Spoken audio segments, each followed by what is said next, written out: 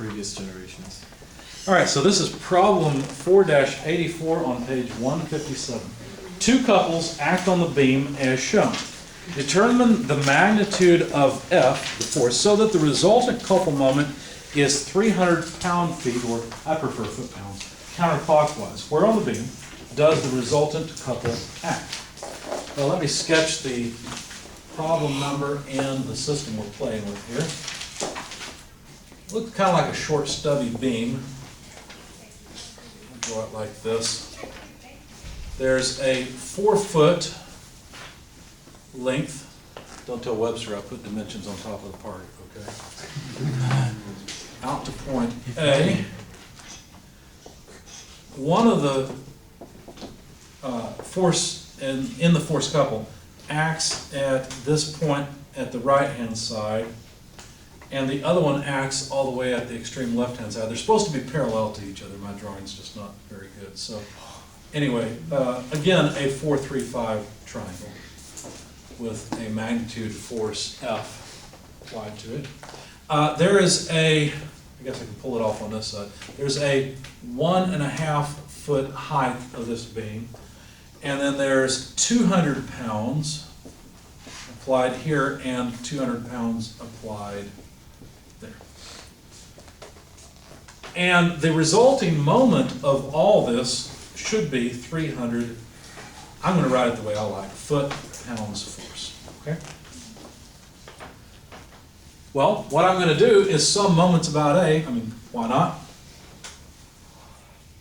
At least I think I will. Yeah, that'll work. So, summing moments about A, taking counterclockwise as positive, I know I need to get 300 foot-pounds in total.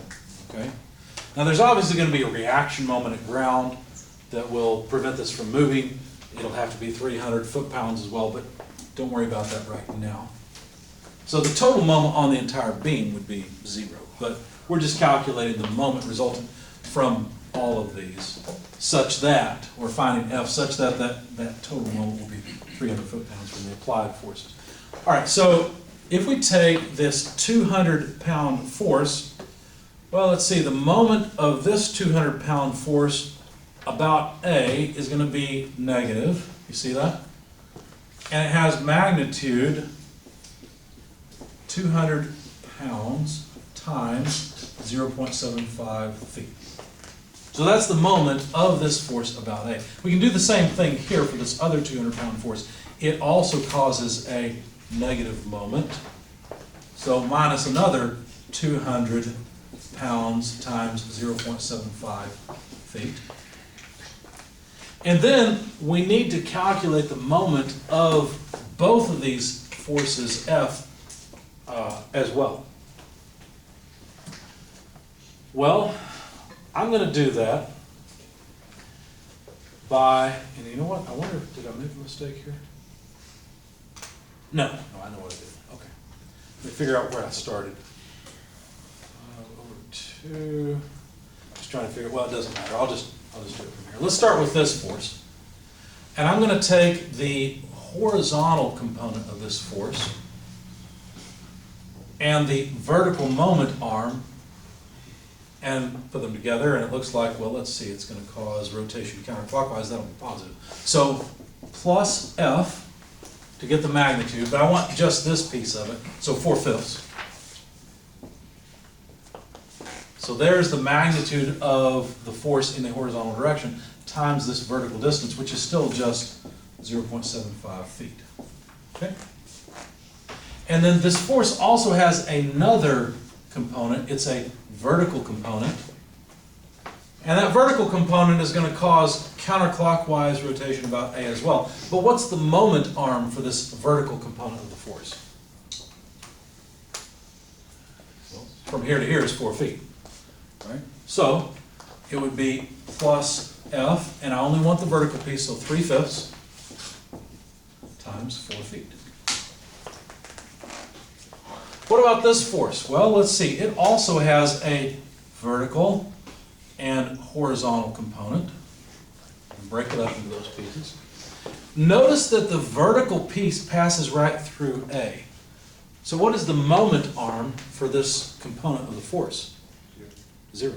It's not offset from A at all. It would have to be offset from A to have any moment arm. It has a 0 moment arm. So we're not going to have a term for this one. All we have is a term for the horizontal piece and the moment it causes about A. Now the moment arm for this horizontal piece is again 3/4 of a foot, and it causes a positive moment, so plus F. I want this piece, so 4/5. It's supposed to be a 4, not a weird looking shape, times 0.75 feet. Shouldn't one of those be negative? Let's find out. Let's double check. This component acts this way, tends to cause rotation counterclockwise. Never mind. Good question. Good question.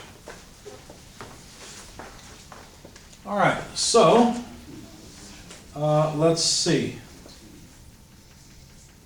So what we've got, let's go from here, is 300 foot-pounds equals, and if I add these two together, it'd be 1.5, so negative 200. Tell you what, let me leave the units off, because as long as I'm measuring in pounds and feet, everything should be okay. Not a real good habit to get into, but I'm out of space, so let's just do that. 200 times 1.5, and let's not forget both are negative. And then we have, well, let's see, the way I chose to do this was say F times, let's see, well, I put these two together for the same reason. 4/5 times 1.5. See what I did there? I just put those two together, just like I put those two together. And then plus F 3/5 times 4.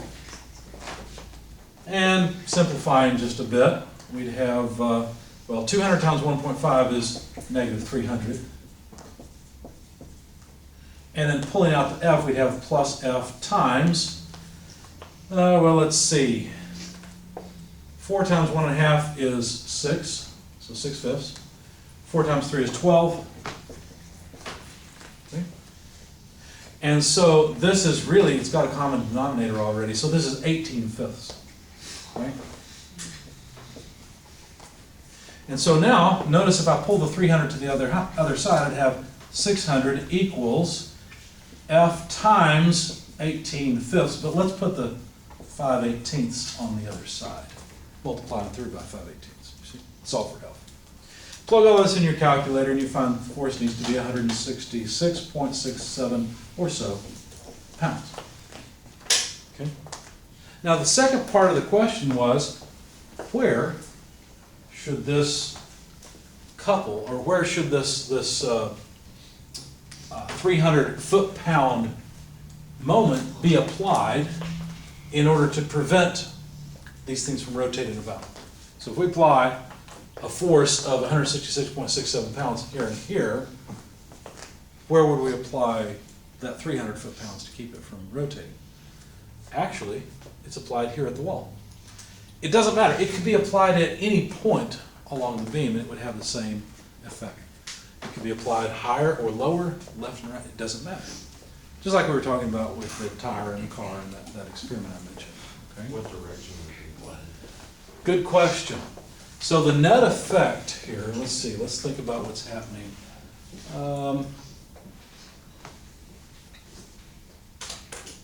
Unfortunately, I've defined, let's see now, I've defined counterclockwise as positive, so let's see, I've just calculated the force in this direction, and what I'm trying to determine, well, the net effect is that it's 300 foot-pounds this way. So if we want to hold it still, we'd have to torque it the other way. So it'd have to be clockwise. It'd have to be clockwise in order to hold the beam still, right? Anywhere on the beam, yep. Seems strange, doesn't I it? don't get it. That's because you're used to forces, you're not used to moments. I mean, I've done moments before, but I don't. You know, see how it can be applied just anywhere. Yeah, I don't get Yeah. it. I struggled with that too for a while. I literally did the experiment that I'm telling you about with the car to prove it to myself, and I found that it worked. There was some error, you know, obviously it wasn't exact, it was pretty doggone close, and I just couldn't believe it. How would that, how, If you placed it at the very top, 0.75 meters away from the axis, Mhm. that would, wait, so, since it's a I love that moment, sound. since it's a moment, it doesn't matter. Exactly. Because it's already a moment, it already has the, like, the distance and the force. Exactly. Already, okay. Yep, you got it. Yep. I think the rest of you are probably still saying, wait a second, I don't get it. That's okay. This might take you a little while.